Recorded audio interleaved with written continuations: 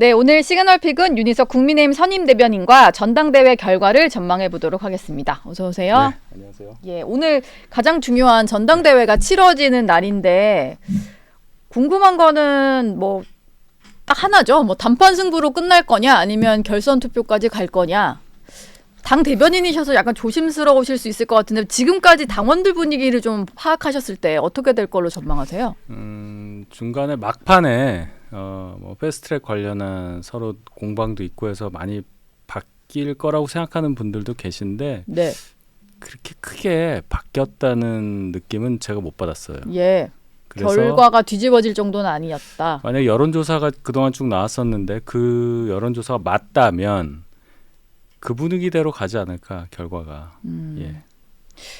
만약에 그럼에도 불구하고 결선 투표로 가게 된다. 왜냐하면 지금 투표율이 워낙 낮다 보니까 저 정도 투표율이라면 조직표만 가동이 되고 그렇지 않아요. 그게 아닙니까? 투표율이 예. 그렇게 낮지 않아요. 지난번이 너무 높았던 건가요? 그렇죠. 우리 역대 전당대회 투표율 아세요? 뭐 다 40%대 후반에서 50%대 초반이었던 것 같아요. 50 넘은 게 지난번 전당대회 뿐입니다. 예. 민주당은 37%였어요. 그만큼 전당대회 투표율이 낮아요 원래. 네. 이준석 대표가 됐던 21년도 전당대회도 45%입니다. 그랬는데도 당심에서 겨우 이겼어요. 예. 나경원 후보가 그때는. 예. 그러니까 조직표만 다 가동됐다고 가정을 하면은 그때 나경원 후보가 엄청 이겼어야 되잖아요. 당심을. 예. 당심에서 4%밖에 못 이겼거든요. 네. 그런 구조를 생각한다면 이번에 48%, 49% 정도 나왔잖아요. 괜찮은 투표율입니다. 지난번 김기현 대표 때 55%. 그때 왜 그렇게 높았던 거예요? 그때는 조직표를 끌어 모아야 돼서 그랬던 겁니까? 조직표라는 거 전 그렇게 조직표라는 이름을 붙일 만한 네. 그런 표는 이제 존재하지 않는다고 봐요. 그 정도 다만 동원이 되지 않는다. 대통령 임기가 1년도 안 지난 상태에서 영혼을 끌어모아 당원들을 독려했잖아요. 예. 그러니까 55%가 나온 거고 지금은 그런 상황이 아닌 평시와 유사한 상황인데도 50 가까이 나왔다는 것은 투표율 자체는 그렇게 낮다고 보지 않습니다. 근데 이거를 한동훈 캠프에서 65%의 투표율 65%에 득표율 65%라는 그런 라임을 만들어서 하려고 어설펐다고 봐요. 저는 그 숫자 얘기하는 게 아니에요. 후보들은. 오히려 그러다 보니까 되게 뭔가 낮은 꼬였죠. 것처럼. 꼬였죠. 만약에 결선 투표로 가게 된다면 1, 2위가 바뀔 가능성은 있을까요? 누가 2위가 될지 모르겠습니다. 누가 1위인데요, 그러면? 1위는 뭐 누군지는 좀 대략 다들 알고 계시는 그분이 아닐까 싶은데. 그런 전례가 있을까 싶습니다. 이게 무슨 뭐 프랑스나 이런 나라에서 결선 투표 가지고 1, 2위가 뒤집어지는 그런 일이 있을까 싶은데요. 근데 거기도 후보 단일화 같은 것들 중도 사퇴하는 뭐 이런 것 때문에 벌어지는 일이다 보니까 나머지 후보 3명이 뭐 뭉치거나 연대를 한다고 치면 또 어떻게 될까라는 생각이 들긴 해서요. 그건 산수죠. 산수죠. 예. 예. 지금 1차 결과가 안 나온 상태에서 결선에서 뒤집어질까를 물어보는 것은 그건 너무 이른 얘기입니다. 너무 나간 이야기다. 결선이 되더라도 1차 투표의 결과 숫자를 보고 얘기를 해야죠. 예. 예. 지금 아무것도 없죠. 네. 어제 한동훈 후보를 제외하고 나머지 후보들은 저녁에 같은 장소에서 만났는데 네. 행보 자체가 네. 패스트트랙 사건으로 좀 기소가 된 의원들 이런 분들과의 만찬이었어요. 마지막까지 어쨌든 이제 한동훈 후보가 했던 그 패스트트랙 공소 취소 청탁 폭로에 대해서 좀 물고 늘어지겠다 이런 전략 같은데 그게 좀 영향이 있을 거라고 보시나요? 너무 늦었죠. 그거는. 예. 패스트트랙 관련한 얘기가 처음 나온 게 지난주 목요일 토론회 아니었습니까? 예. 5차 토론회에서 처음 나왔고 저희의 투표 시작은 바로 다음 날 아침 9시부터 시작이 됐어요. 예. 아침 9시에 수요일에 처음 나왔죠. 수요일 아침에 CBS 라디오 토론에서. 그렇죠. 예. CBS에서 나왔죠. 그렇고 쭉 나왔는데 그러면 금요일 날 저희 투표하신 분이 전체 투표하신 분의 반이 넘어요. 하루 동안에. 예. 그럼 그 사이에 그렇게 바뀔만 했을까? 그리고 이게 더 확산된 거는 그 당일 금요일 당일 2시에 있었던 네. 마지막 토론회에서 네 했던 그거 네. 7번 했던 그거잖아요. 이미 투표가 다 한 반 이상은 진행됐을 진행됐는데. 때라고 저는 봐요. 그러니까 뭐 어저께 밤에 뭐 만찬을 어디서 했다 이런 거는 전혀 영향을 못 주죠. 어제 하루 투표한 분은 2% 정도 됐을 겁니다 아마. 예, 이미 ARS로. 예. 투표는 많이 진행이 됐기 때문에 마지막까지 그렇게 한다고 해서 뭐 크게 영향은 없을 거다. 그리고 또한 예. 그것의 영향이 그럼 다 한동훈 후보한테 불리하게 작용했느냐? 그렇게도 보이지 않아요. 그것을 따져 물었던 분과 또 옆에서 그것에 대해서 지적하셨던 분과 그걸 방어하셨던 분과 모두 다에게 실점이라고 저는 생각해요. 예, 이게 누구는 플러스고 누구는 마이너스가 아니라 따지고 들자면 다 모두에게 마이너스인 뭐 이런 상황. 네, 저는 그렇게 봅니다. 오히려 이제 투표율이 그렇게 낮은 건 아니라고 하셨지만 네. 사실 이번 전당대회 같은 경우는 지난번에 비해서는 후보들 자체도 조금 이제 뭔가 이렇게 관심이 있는 전당대회였다 보니까 그래도 이런 높은 관심 속에 투표율은 많이 높아지지 않을까라는 기대는 있었거든요. 근데 마지막에 어쨌든 50을 못 넘긴 것은 이런 실망감이 좀 반영됐다 이렇게 봐야 될까요? 굳이 해석을 하자면 그렇게 볼 수 있는데 네. 물론 이런 일이 없었으면 투표율이 조금 더 높았을 거는 같아요. 근데 예. 그게 얼마나 차이가 났을까? 지금 49다. 근데 그게 이런 일이 없었으면 70 나왔을까? 그러지는 않는단 말이죠. 예. 그러니까 우리가 너무 작은 거를 크게 그렇게 보는 경향이 있다. 네. 뭔가 작은 이슈인데 너무 크게 해석을 하고 있는 거군요. 뭐 이거면 결과가 저는 크게. 그렇게 보는데 네. 네, 죄송합니다. 예. 질문하셨는데 아닙니다. 그래서 네. 어쨌든 오늘 오후면은 결과가 나올 거니까 4시 반 정도면은 나올 것 같다 뭐 이런 예, 전망들이 있던데요. 오늘 결론이 나온다고 치면 궁금한 건 이겁니다. 이미 전당대회 과정에서 너무나 많은 그 내상을 입었다고 해야 될까요? 후보들 간에 좀 감정적인 싸움이 벌어지다 보니까 어떻게 봉합을 할 거냐 이것도 좀 궁금하고 아마 누가 되더라도 최우선 과제로는 당 봉합 관련된 메시지가 나와야 될 것 같아요. 네, 그렇습니다. 어떤 것들이 좀 나올 수 있을까요? 일단 이 말씀하신 것에 대해서는 당선되신 분의 몫인데 주요한 직책에 대한 임명 그 상황이 우선 가장 문제가 되겠죠. 지명직 최고위원 그리고 정책의장도 원내대표 협의는 하지만 당대표가 임명하는 겁니다. 네. 그리고 뭐 사무총장 이런 비대위에 참석하는 분들에 대한 인사가 어떻게 이루어지느냐 그걸 어떻게 할 거냐 예. 당선되신 분이 네. 이제 거기서부터 뭐 용산과의 관계라든지 당내 화합이라든지 이런 것을 짐작할 수 있는 그게 되겠죠. 일단 좀 오후에 나올 거니까 뭐 첫 일성은 좀 기다려 봐야 될 것 같고요. 근데 지금 제가 질문이 자꾸 한동훈 후보가 결선을 가든 뭐 아무튼 1차에서 과반을 하든 한동훈 후보가 될 것처럼 좀 전제를 해서 질문이기는 한데 이준석 개혁신당 의원이 얼마 전에 이런 얘기를 해서 좀 여쭤보고 싶은데요. 한동훈 후보가 만약에 대표가 된다면 윤 대통령이 한 일주일 정도? 그러니까 축하난 정도 전달해준 이후에는 일주일 정도 지나면은 축출 작업이 시작될 거다. 이게 아마 본인이 겪었던 일에 좀 비추어 봤을 때 그런 걸 전망을 하는 것 같아요. 근데 실제로 좀 가능성이 있는 얘기라고 보시나요? 아니, 가능성 여부를 떠나서 왜 그러죠? 왜 그래야 그럴 되냐고요? 이유가 없잖아요. 예. 예, 제가 드리는 말씀은 윤 대통령과 한동훈 후보가 자 한동훈 후보의 당선을 전제로 얘기를 할게요. 예. 그럼 한동훈 후보가 이제 대표가 될 텐데 두 분의 정책적인 목표가 다를 수가 없습니다. 전제는 윤 대통령은 다시 선거에 나가지 않아요. 그렇죠. 그렇죠. 남은 임기 3년 정도 남은 임기 잘 마무리해서 성공한 대통령이 되고 덧붙여서 정권 재창출하는 게 목표일 겁니다. 그렇죠? 네. 한동훈 후보도 똑같은 얘기를 전당대회 과정에서 했어요. 예. 이준석 대표 때와는 전혀 다른 얘기죠. 그때는 대선 과정에서부터 문제가 있었고 예. 5년 정권 하자마자부터 계속 그 문제는 해결되지 않고 갔었고 예. 그런 상황에서 임기를 시작하는 대통령 입장에서 같이 갈 수 없다는 판단을 했고 거기에 많은 의원들과 당원들이 동의를 했기 때문에 그런 불행한 일이 있었죠. 네. 본인의 상황과 한동훈 후보와의 상황은 전혀 다르다는 것을 이준석 대표가 알아줬으면 하는 바람이죠. 예. 뭐 어쨌든 누가 대표가 되더라도 후보들이 또 이제 함께 가야 된다라는 말들은 좀 했던 것 같아요. 이제 봉합이 좀 잘 될 거라는 그런 긍정적인 전망도 있기는 한데 문제는 이거 같은데요.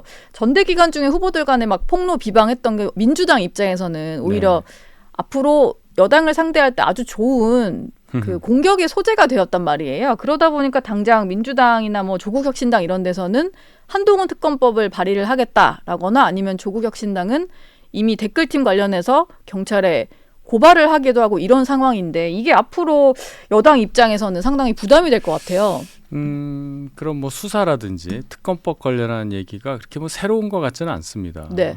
그게 아주 작은 불씨만 있어도 그렇게 키워야 하는 게 야당의 입장이고 민주당과 조국혁신당은 지금까지 그래 왔어요. 그런데 이번 전당대회 과정에서 저희끼리 얘기하는 과정에서 그게 드러났다고 볼 수밖에 없는데 의혹이 예. 얘기가 됐으니까 그걸 가지고 재료를 삼아서 특검 또는 수사 요청을 한다는 얘기인데 글쎄요. 민주당 입장에서 이게 근거가 솔직히 보면은 좀 아주 얕잖아요. 박약하잖아요. 예. 이걸 법안까지 만들어서 성안시켜서 통과시키는 과정을 민주당에서 그렇게까지 할까 싶습니다. 지금 조국신당이 더 하는 건데 네. 처음에 조국신당에서 한동훈 특검법 뭐 법무장관 시절에 일이라든지 뭐 자녀 관련한 얘기 가지고 특검법 한다고 했을 때도 민주당에서는 별로 이렇게 호의적인 반응이 아니었단 말이에요. 뜨뜨미지근했어요. 이번에도 마찬가지인 게 예를 들어서 댓글 조성팀 같은 거는 근거가 거의 없어요. 네. 그건 제가 뭐 더 길게 말씀드릴 수도 있겠지만 따져보면 없단 말이죠. 그다음에 뭐 그 패스트트랙 관련해서 요청한 건에 대해서도 뭐 청탁금지법 이런 거 얘기를 하는데 예. 그것도 실체가 없어요. 법상 뭐 문제도 없는 그렇죠. 거라고 하고. 예. 네. 공허한 어떤 이 공기 같은 소재를 가지고 뭘 만들려고 하면 안 된다는 걸 알 겁니다. 정치 네. 공세는 할 수 있는데 예. 실제로 실체적인 사법 어떤 프로세스상의 뭐 법안이라든지 수사라든지 여기까지 가는 건 대단히 어려워 보인다. 근데 만약에 그럼에도 불구하고 민주당과 조국혁신당이 똘똘 뭉쳐서 여당의 대표가 된 한동훈 만약에 대표가 된다면 한동훈 후보를 겨냥한 특검법을 발의를 하면 이게 결과적으로는 뭐 거부권을 행사하고 재표결을 하는 과정에서 국민의힘 내 이탈표가 생기면서 법안이 통과되는 이게 정말 그 얘기도 하더라고요. 우스운 일이 생기지 않을까 이런 생각도 좀 들어서요. 그럼 특검 하면 되죠.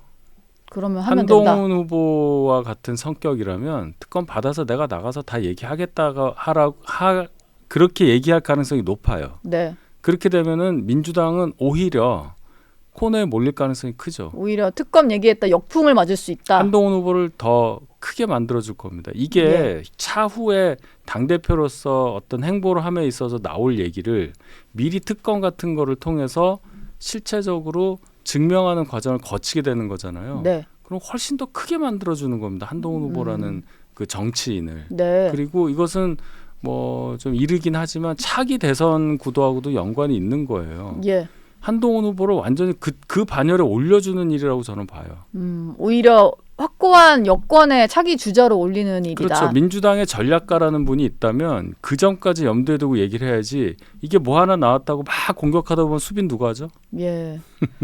알겠습니다. 뭐 전당대회는 일단 오후에 결과가 나올 거니까 좀 지켜보도록 하고요. 지금 김건희 여사 조사를 둘러싸고 검찰 내부의 어떤 내홍이 깊어지는 모양새인데 일단 이원석 검찰총장이 대국민 사과를 하다 보니까 검찰 스스로도 뭔가 조사 과정에 문제가 있었다. 여사가 좀 특혜 조사를 받았다. 이런 걸 시인한 거 아니냐라는 시각이 생겨버린 것 같아요. 네. 예, 어제 검찰총장 발언은 좀 어떻게 보셨어요? 그러니까 이제 이원석 총장은 취임 초부터 취임할 때부터 법불악이라는 말을 하고 예. 뭐 신분에 따라서 뭐 아부하지 않는다. 네. 뭐 이런 아주 센 얘기를 하면서 온 분이기 때문에 그리고 그동안에도 비슷한 얘기를 해왔어요. 그러니까 그랬죠. 수사를 중앙지검에서 이렇게 했을 경우에는 당연히 이런 반응을 내보일 수밖에 없는 것이고 네. 또 중앙지검에서 할 말도 여러 개 있었잖아요. 또 저는 이걸 봐요. 김건희 여사가 현직 대통령의 배우자가 아니고 전직만 됐어도 제3의 장소에서는 하지 않았을 거라고 봅니다. 네. 경호라는 것은 일정 수준을 유지해야 되기 때문에 무슨 수사고 뭐고 이런 상황에 구애받지 않는 제1원칙이란 말이에요. 예. 그래서 그게 적용이 돼서 검찰이 관할하는 장소가 아닌 더 안전한 곳에서 조사가 이루어졌다고 봐야 하는데 네. 국민들께서 언뜻 받아들이시기에는 특혜처럼 보일 수 있는 여지가 있겠죠. 근데 이런 수사 실무를 어느 정도 검찰총장도 다 이해를 하실 텐데 어쨌든 본인이 그동안 얘기했던 원칙과 다르게 또 그것도 본인 수하했다고 볼 수 있는 중앙지검에서 보고도 안 한 채로 이걸 네. 진행을 하다 보니까 너무 늦게 하다 보니까 상당히 감정도 많이 상했고 그런 가운데 나온 반응이라고 생각합니다. 예. 근데 여권 내부에서는 오히려 이원석 검찰총장에 대해서 좀 부글부글하는 반응은 없나요? 오히려 현직 영부인의 유례가 없던 현직 영부인의 첫 검찰 대면 조사인데 네. 그걸 저렇게 특혜처럼 비추게 해버렸으니 좀 불만 있으실 것 같기도 한데요. 그렇게 보시는 분이 있죠. 뭐 정정식 정책의장도 비슷한 말씀을 하셨고 네. 이 정부에서 그래도 수사가 진행됐잖아요. 예. 어쨌든 했습니다. 대면 조사를 했어요. 그동안 서면 조사만 했었는데 거기에 의미를 두는 상황이 벌어져야 하는데 조사를 받았는데 이제 또 더 문제가 되는 상황처럼 네. 보이니까 예. 내부에서 거기에 대해서 굉장히 불편하게 보시는 분들도 많이 있습니다. 마지막 질문을 좀 해볼 텐데요. 지금 대통령 탄핵 청원 청문회가 1차가 진행이 됐고 이번 주 금요일에도 2차 청문회가 진행이 되는데 그 와중에 정청래 법사위원장의 어떤 법사위 진행 과정에 대해서 좀 불만 가진 분들이 많으신지 정청래 위원장 해임 요청 청원도 5만 명을 넘겼더라고요. 일단 정 의원 같은 경우는 뭐 땡큐다 다 법대로 하자 뭐 이런 식으로 이것조차도 논의할 수 있다 이런 식으로 얘기를 했는데 뭐든지 다 5만 명 요건만 넘기면 다 가져와서 논의하겠다. 이게 좀 맞는 방향일까요? 틀린 거죠. 그동안 그게 없었습니까? 저희가 그 탄핵 청원 관련한 청문회에 대해서 불법적인 요소가 있다는 것은 청원을 수리하는 요건에 있어서 수리하면 안 된다는 요건이 있어요. 예. 그 청원법에 보면은 재판, 수사 여기에 관련된 거는 수리하지 않는다라고 돼 있습니다. 네. 국회법에도 비슷한 조항이 있고요. 재판에 간섭하는 행위에 대해서 청원에 대해서는 수리하지 않을 수 있다 이렇게 돼 있어요. 근데 지금 청원의 내용 5가지, 이유의 5가지 들어보면 1번이 차상병 특검 관련한 거고 차상병 의혹 관련한 거고 네. 두 번째가 김건희 여사 관련한 의혹. 그걸 가지고 지금 탄핵을 하자고 이유를 들어서 청원을 했단 말이에요. 이거 다 수사하고 재판이 진행되고 있잖아요. 그러니까 청원을 수리하면 안 되는 거죠. 네. 근데 이걸 수리해서 청문회까지 하고 있는 정청래 의원이 청원한 분의 숫자가 많다고 지금 간 거 아닙니까? 그러면 이제 역으로 작용을 하는 거죠. 지금까지 5만 넘는 청원에 대해서 다 청문회를 한 적 그렇지는 않았어요. 이게 다 생소하잖아요. 생소하죠. 지난 국회에서는 없었던 일이니까요. 정청래 의원이 뒤를 안 보고 그냥 지른 거라고 봅니다. 그냥 예. 정청래 원맨쇼 하고 있는 거예요. 본인은 끝까지 본인 유명해지고 본인이 마음대로 국회의원한테도 발언권 안 준다. 자기 째려본다고 나가라고 할 거다. 예. 국회를 희화화시켰잖아요. 네. 근데 이제 본인 청문회 하게 돼. 그럼 뭐 한다고밖에 말 못 할 겁니다. 그런데 그럼 그 청문회 누가 진행해요? 법사위원장이라고 네. 본인이 또 하겠어요? 재척 사유가 있으니까 본인은 못할 텐데. 본인 또 국회법이 없다고 앉아 있을 수도 있어요. 예. 그런 상황이 계속 벌어질 때 그런 결국 손해는 누가 보겠느냐. 정청래 의원은 둘째치고 민주당이 보는 겁니다. 법과 제도를 그런 식으로 운영을 했다. 예. 어떻게 저런 정당에게 국가를 맡길 수 있겠느냐. 아마 예. 이런 판단이 중도에 있는 분들은 분명히 하실 수밖에 없거든요. 당에 해를 끼치는 행위를 하고 있습니다. 정청래 네. 의원은. 오히려 이런 식으로 국회 운영하는 것은 민주당 입장에서 좀 손해보는 일일까 그래서 장기적으로는. 민주당 내부에서도 정청래 의원의 저런 원맨쇼 같은 독주에 대해서 대단히 비판적인 시각이 많다는 것을 저는 듣고 있습니다. 알겠습니다. 지금까지 윤희석 국민의힘 선임대변인과 얘기 나눴습니다. 고맙습니다. 감사합니다.